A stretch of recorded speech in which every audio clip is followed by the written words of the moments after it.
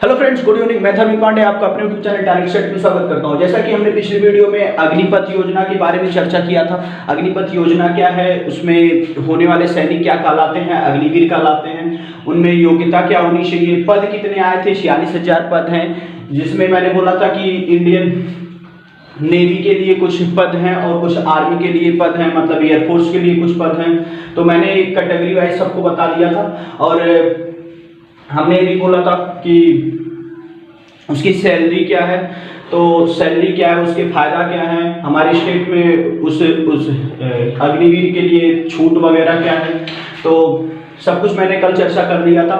उसी के तहत दो वैकेंसियां निकली हैं। एक है इंडियन एयरफोर्स से और दूसरी वैकेंसी है इंडियन आर्मी के लिए। तो हालांकि इंडियन आर्मी का अभी नोटिफिकेशन पूरी तरह से नहीं लागू किया गया है, पूरी तरह से नहीं आया है, बट अग्निवीर वायु इनटेक के नाम से इंडियन एयरफोर्स में 20 जून 2022 को रिक्वायरमेंट आई है, जिसमें पद तो इन्होंने निश्चित नहीं किया है कि कितने पद होंगे, but registration date, exam date, age वगैरह सब कुछ इन्होंने बता दिया है। तो फीस की बात करें तो फीस आपके 250 रुपए लग रहे हैं। इसमें कोई भी विभिन्नता नहीं है। जनरल, SC, ST, OBC सारे को 250 रुपए ही देने हैं।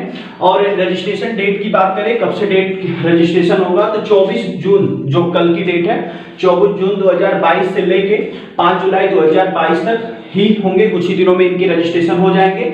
और एग्जाम डेट की बात करें तो पहली बार ऐसा हुआ है कि फॉर्म भरने से पहले ही एग्जाम डेट की घोषणा कर दी गई है। तो एग्जाम डेट की बात करें तो 24 जुलाई 2022 को एग्जाम करवाया जाएगा। और एज की बात करें तो वही वीरों के लिए जो एज थी, हालांकि पहले अग्निवीरों की जो एज थी वो 17 साल से 21 साल थी, 17.5 से 21 साल थी। बट जब डिबेट हुआ और दंगा फसाद हुए, बच्चों की मांग हुई, तो गवर्नमेंट ने उनको 2 ईयर बढ़ा के 23 ईयर कर दिया।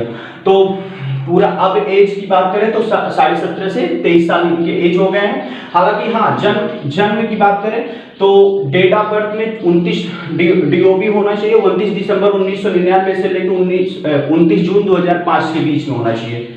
ठीक।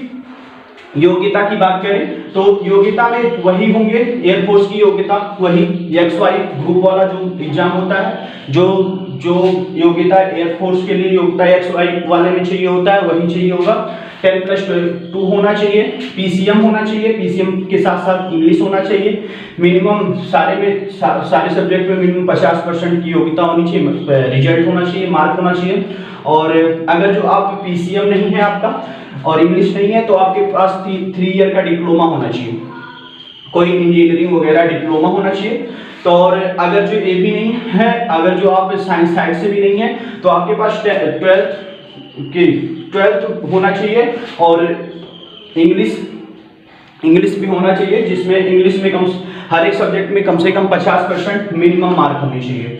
और अगर जो हाइट मेडिकल की बात करें, मतलब इसमें मेडिकल वगैरह एक तो एग्जाम पर्पज हो गया, एग्जाम की क्वालिफिकेशन हो गई, बट मेडिकल की क्वालिफिकेशन की बात करें तो हाइट आपकी होनी चाहिए 152 सेंटीमीटर, 152.5 सेंटीमीटर, ठीक होनी चाहिए मिनिमम। और चेस्ट की बात करें तो 5 सेंटीमीटर आपका फुलना चाहिए। आपका चेस्ट चाहे जितना हो ये मायने नहीं रखता, बट आपका चेस्ट 5 सेंटीमीटर आपको फुलाना होगा, ठीक। ये रही इंडियन एयरफोर्स की वैकेंसी के बारे में चर्चा। अगर जो हम इंडियन आर्मी की बात कर रहे थोड़ी सी ऐसे, अभी हालांकि कुछ नोटिफिकेशन नहीं आया है, तो इंडियन आर्मी की वैकेंसी के तहत पद उसमें भी अभी कंफर्म नहीं किया गया है। और रजिस्ट्रेशन डेट की बात करें तो रजिस्ट्रेशन डेट जुलाई में होंगे। इन्होंने जुलाई तो बता दिया है कि जुलाई से होगा, बट क्लियर नहीं किया है कि कब से होगा। रजिस्ट्रेशन डेट जुलाई 2022 में होना चाहिए। फीस वगैरह भी नहीं बताया इन्होंने, फीस कितने लगेंगे। एग्जाम डेट तो पहले एग्जाम इंडियन आर्मी में तो एग्जाम पहले होता नहीं है, पहले भर्ती रैली होती है, पहले रनिंग वगैरह होता है, पहले फिजिकली टेस्ट होते हैं, फिर एग्जाम होते हैं। तो पहला एग्जाम की बात ही अलग है, फिजिकल का भी अभी कोई भी नोटिफिकेशन नहीं आया है। एज की बात करें तो एज तो सेम ही होना है कि 17.5 से लेकर 23 वर्ष ही होना है। सेम एज सेम शर्तें लागू होंगे। और योग्यता की बात करें तो इनके कैटेगरी वाइज, यानी जैसे ही जॉब की कैटेगरी है उसी के टाइप का इनको क्वालिफिकेशन देना पड़ेगा। जैसे अगर जो हम कलर की बात करें तो उसमें 12th चाहिए, कलर के में 12th चाहिए,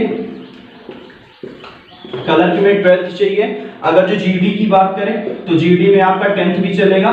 और अगर जो क्या बोलते हैं शॉपकीपर वगैरह जो होता है, शॉपकीपर वाले में भी 12th चाहिए होगा, मिनिमम कम से कम 30% 33% मार्क्स चाहिए होंगे, ठीक। और इसमें ये होगा, एक प्रॉफिट है कि 10th बेस से भी भरा जाएगा, 8th बेस से भी भरा जाएगा, जो ट्रेड्समैन होते हैं, ठीक।